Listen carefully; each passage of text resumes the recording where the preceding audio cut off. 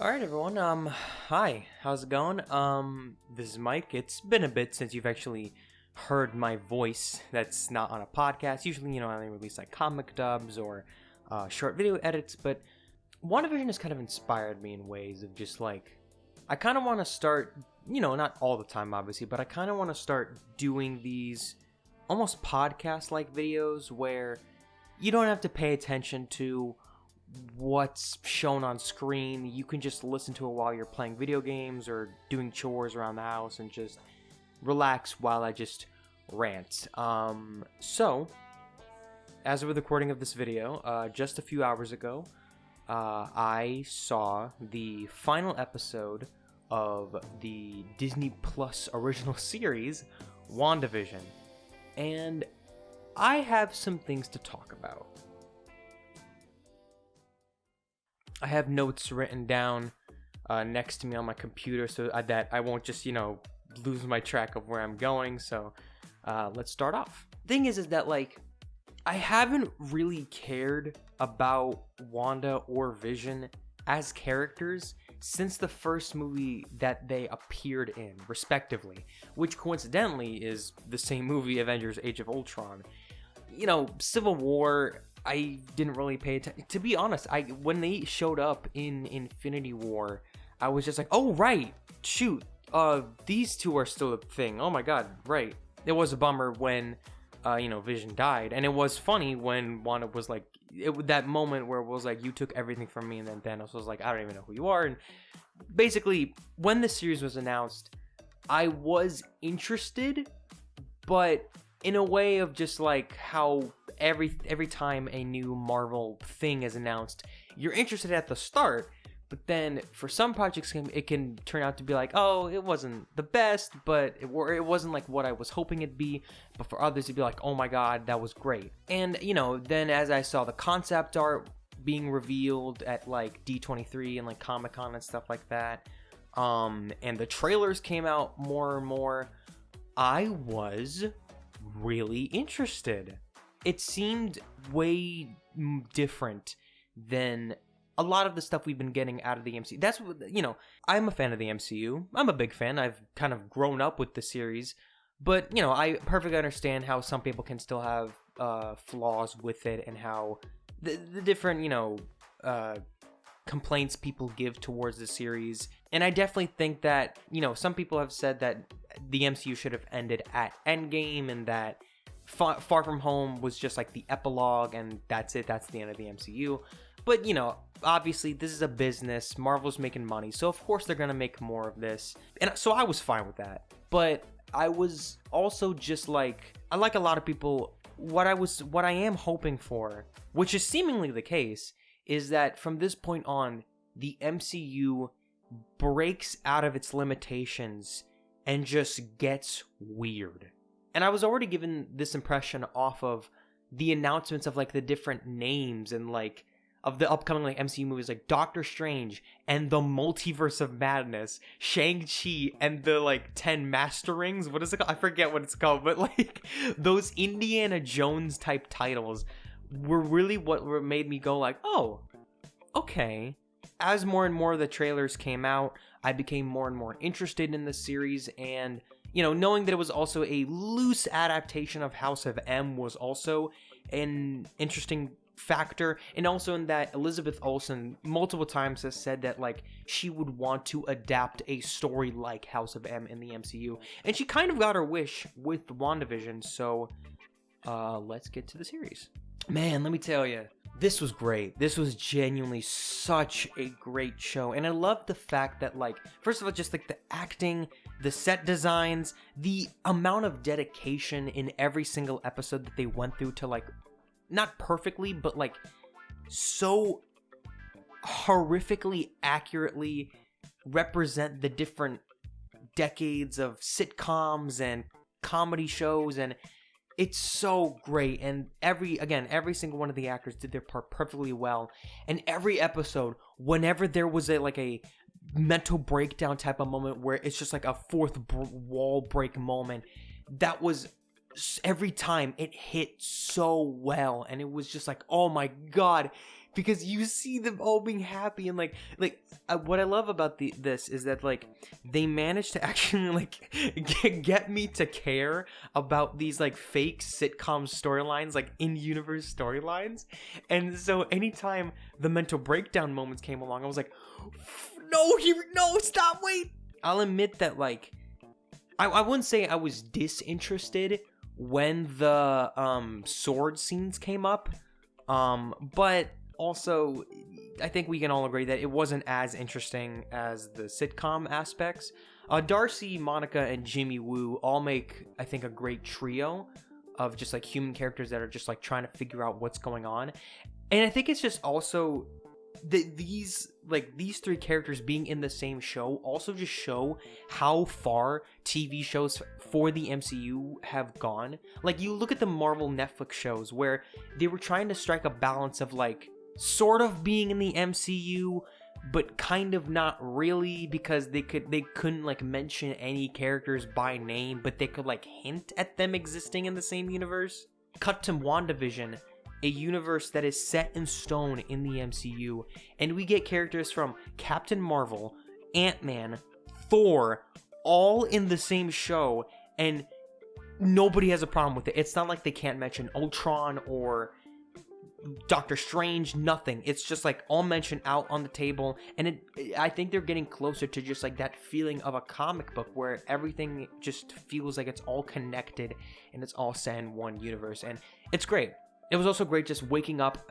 It was so satisfying waking up every Friday morning and just like getting a bowl of cereal, having all my schoolwork finished for the week, and just watch a brand new episode of WandaVision, which was so satisfying. And then like afterwards going on Twitter and theorizing with my buddy Kevin Comics, who's a fantastic artist, just theorizing on what happens next and like what we thought was going to happen, how we got some of them right. Like Pietro, everyone thought that, you know, he was going to come back in some way, but we predicted like, oh, maybe he was going to come back for the Halloween episode, and now we were going to see like a comic accurate Quicksilver costume, and we read about that, and then we were always talking about White Vision, and then that happened, and it was so good. I loved it.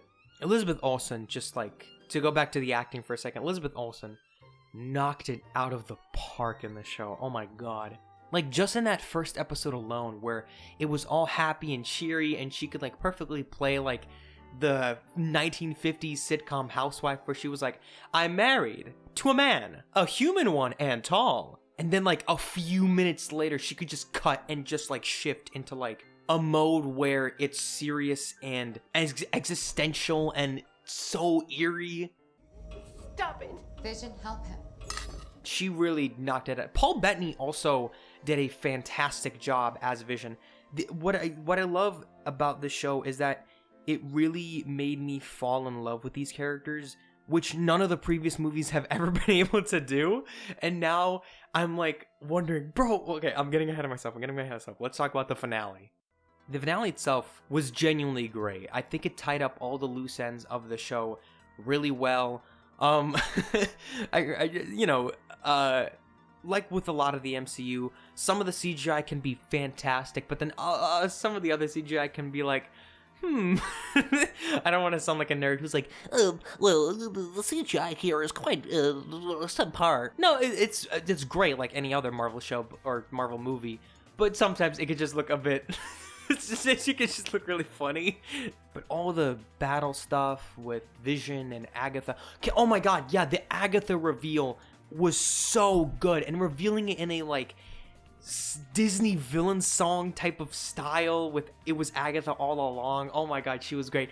God, I forget, what is this actress's name? I'm sorry that I just kind of forgot about it, but yeah, Catherine Hahn. Oh my god, Marvel just keeps giving her these great ass roles. If she played, you know, Olivia Octavius in Spider-Verse, now she's playing Agatha Harkness in the MCU, which is, it's great. She did a fantastic job. She felt so threatening, but also so fun, like a witch, and like, it was great. And the setting up for Wanda finally getting her comic accurate costume over the course of the show was good, because I was so scared that, like, you know, from what I remember seeing of the trailers, they showed off that like Halloween episode where they wore like quote-unquote comic accurate costumes, and I was so scared that they were just gonna do the stupid Netflix Marvel show thing of just like putting on a comic accurate costume being like, huh, you look like a damn fool, like that kind of thing. It's like, ugh, no, not in a million years. Like, ugh, don't do that. But no, instead they just recontextualized the costume, and instead I was like, okay, you know what, that's smart, I like that. And then, like, you know, she then finally put on the classic headpiece, and oh my god, it looked so cool. I love it. She looked so, it was fin. And I love how also they managed to translate Agatha Harkness's costume, or not costume, her look from the comics to the MCU, like almost flawlessly. Like it, like you look at it and you're like, oh my god, that's like, yeah, 1-to-1, that's great. But it still like manages to make her have this witchy vibe and like this olden, it was great. I loved it. I want to come back to Agatha later because this is kind of, I thought about I thought about the Fantastic Four a lot during the show's run, but again, I'm getting ahead of myself. That battle with Vision too, with the white Vision and the fake Vision, I love how they resolve the issue without having any big explosions, any big fight scene. I mean, they did have a fight, but they resolved the issue how Vision would solve an issue by just talking. They talked through their situation by theorizing about philosophy and the ship of Theseus.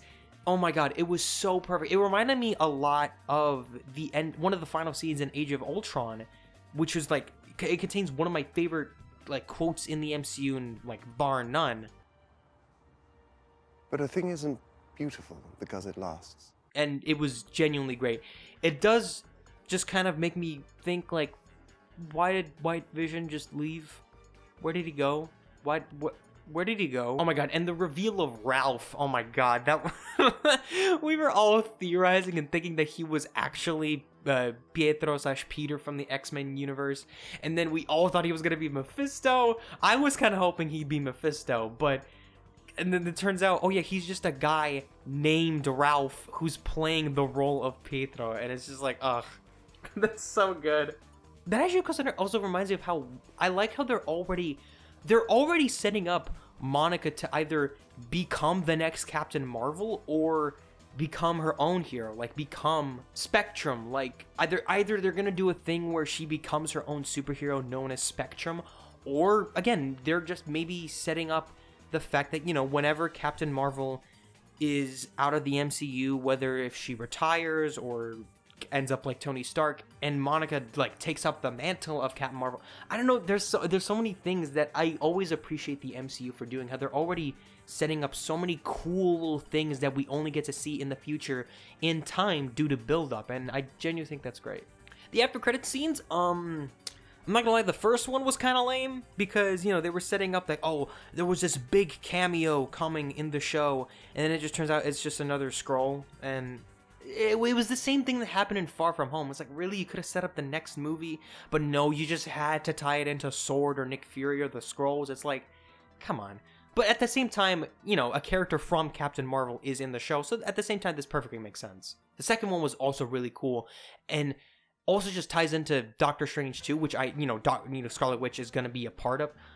It's so weird how I just realized that, like, before this, I never called her the Scarlet Witch. I always just knew her as Wanda, but after this, it's like, yeah, now she is definitively the Scarlet Witch, and it's great. I love it. Also, a little note, you remember that scene where it was like all the different movie signs on the movie theater flashing by, and at one point we saw Oz the Great and Powerful, which, if I'm not mistaken, is a movie that was directed by Sam Raimi. Now, I want to ask you, what director is directing Doctor Strange 2? I think that movie definitely has a lot of potential of being just like one of the weirder and more fun films, and I definitely think that it's going to be better than the first Doctor Strange, because Doctor Strange 1, the only thing I really cared about the movie was the special effects, because it was genuinely beautiful, but other than that, and Dormammu, but that's different. I was kind of theorizing with my friends how how initially we all thought that WandaVision, Spider-Man No Way Home, and Doctor Strange 2 were all going to be a part of this trilogy of just like, you know, multiverse stuff, because we all thought that Pietro fake Pietro was actually Pietro from the X-Men universe, but then it wasn't. So now it's just like, so it means that there's less of a possibility that in Spider-Man 3 we're not gonna see Tobey Maguire or Andrew Garfield in this. I'm gonna be honest. I don't want a live-action Spider-Verse movie, at least not yet. Let Tom finish his trilogy of movies, and then we can get a live-action Spider-Verse done by Sony or whatever. Or maybe even an appearance Into the Spider-Verse 2, we don't know. And the fact that Doctor Strange 2 comes after Spider-Man 3 also kind of hints at that maybe not happening, or maybe at the very least we'll get like, and the end credit scene of Spider-Man No Way Home is Tobey Maguire comes in at the very end and he asks Peter for help, and then boom, that's the setup for the next movie. We don't know. I don't know. We still haven't seen much from Spider-Man No Way Home. I keep wanting to call it Spider-Man 3 because for the longest time we didn't know the name, so we just called it Spider-Man MCU Spider-Man 3. So now it's just kind of weird actually calling it by its real name, but that's different story. Speaking of the future of the MCU, to go back to the Fantastic Four, I was thinking about that a lot throughout WandaVision, and the Fantastic Four specifically have been like my hyperfixation for like the past year and a half, more than a year I think actually.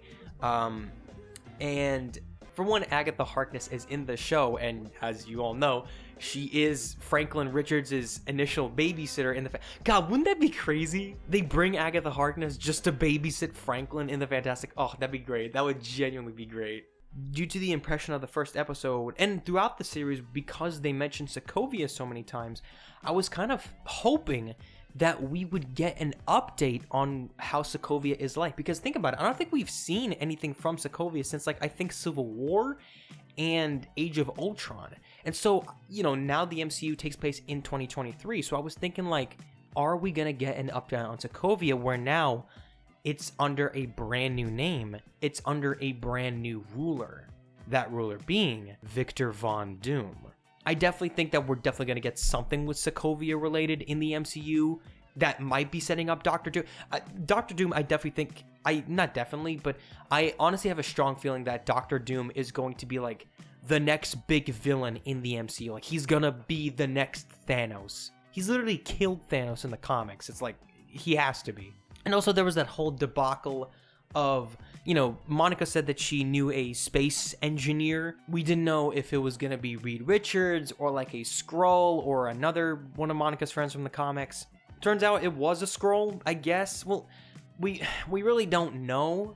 You know, if you were on Twitter, you would know how not every episode, but like a few times, you know, the night before the episode came out, people were hoping that Reed Richards was going to come in. I was kind of hoping so too, but, you know, it's kind of a bummer. And people are still hoping that John Krasinski is going to play Reed Richards. And I think that's a genuinely great choice. I also remember seeing William Jack Harper as a choice too, which that I also think is great, but I don't think he has the star power of John Krasinski. But I also do think that William Jack Harper would make a great Reed Richards, and specifically because of the fact that Kang the Conqueror is going to be played by an African-American actor. And so now we're like, okay, since we know that Kang is coming to the MCU, and if you know anything about Kang the Conqueror, you know that he is Reed's like long distant descendant from the future. Does this mean that we're going to get a Black Reed Richards, which I think is perfectly plausible and I think would be really cool. I also remember seeing Brandon Routh be thrown around a couple times. I also think that's great too. I think from rumors speculating that we might be getting a Reed Richards that might be quote unquote closer to the Ultimate Universe version of Reed Richards, who's younger. Brandon Routh I can see playing an older Reed Richards that's like, you know, 616 Reed Richards, but honestly, who knows by this point? At the same time, we're going to get that John Watts Fantastic Four movie in a few years, so it's like, what can you do? We're going to get there eventually. To just round up my thoughts, WandaVision, I definitely think will lead to a brighter future for the MCU, because the thing is, a criticism I remember hearing a lot, or still sometimes hear a couple times, due to the MCU, is that it more or less feels like it's just you're watching a really long and drawn out movie TV show where every new movie is a brand new episode that you have to wait months to see, and it's just, that kind of thing. And so what I like that WandaVision does is that it kind of takes that criticism or complaint and flips it on its head, where now it is a TV show where every new episode is like a mini movie that you get to see in real time over the course of a few weeks. And I honestly think this formula works so well in television format. I wouldn't be surprised if we see a lot more TV shows rather than movies in the MCU. I think that would be a fantastic choice. I don't know how Falcon, I keep saying that. Falcon and the Winter Soldier. I don't know how that's gonna fare. But from what I've seen, seems like a fun show. I've actually rewatched the Captain America movies just in preparation for Falcon and the Winter Soldier. And we'll just see how that turns out. I don't think I'm gonna make a video on it unless if it's just like just as good as WandaVision, but we'll see how that turns out. But again, the TV show format works in the favor of the mystery of the show and just seeing what happens. I love just talking about it with my friends and just theorizing what we thought was going to happen. And it's just a lot. It's a lot, and it's great, and I can't wait. I can't wait for Loki more. I want to see what happens in Loki more than Falcon and the Winter Soldier, mostly because Loki seems like it's more genre changing like WandaVision rather than just, a typical action movie like Falcon and the Winter Soldier. But again, we won't know what happens until we see the shows themselves.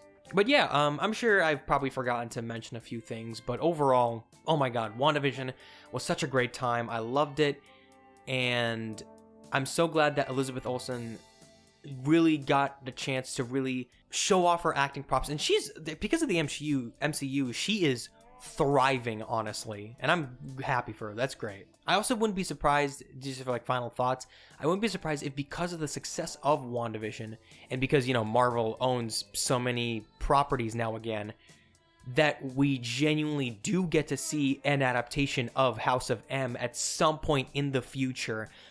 I'm not saying it's going to happen, but I wouldn't be surprised if it does. Again, I don't think I'm going to make a video like this for Falcon and the Winter Soldier. Maybe for Spider-Man No Way Home, because, Spider-Man's kind of my boy, so you never know what happens whenever we get a trailer and not a title reveal skit. So, until then, I hope you've enjoyed listening to this. I hope this wasn't too much of a ramble, and have a good day, everybody. Bye-bye.